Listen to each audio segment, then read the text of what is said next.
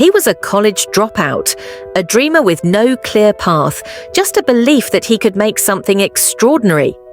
In 1976, in a small garage in California, Steve Jobs and his friend Steve Wozniak began building computers by hand. They didn't have money, connections, or fame, only a vision to put technology into the hands of everyday people. Apple was born, and in just a few years, it exploded into one of the most exciting companies in the world. Jobs was young, bold, and fearless, but also demanding.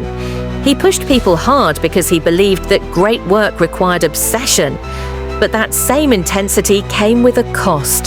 His colleagues began to see him as difficult, even impossible to work with. And in 1985, the unimaginable happened. At just 30 years old, Steve Jobs was fired from Apple, the very company he created. Can you imagine that? To build something from nothing and then be told you no longer belong there. For most people, that would have been the end. But for Jobs, it was the beginning of something greater. He once said, "It was awful tasting medicine, but I guess the patient needed it." In the years that followed, Jobs didn't hide or give up.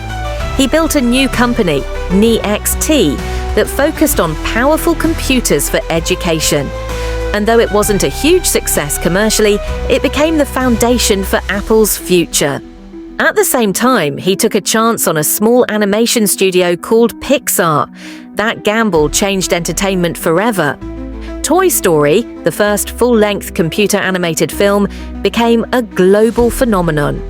Through these years of struggle, something inside Jobs changed. He became calmer, wiser, and more grounded. He learned that true innovation requires patience, and failure is not a curse, but a teacher.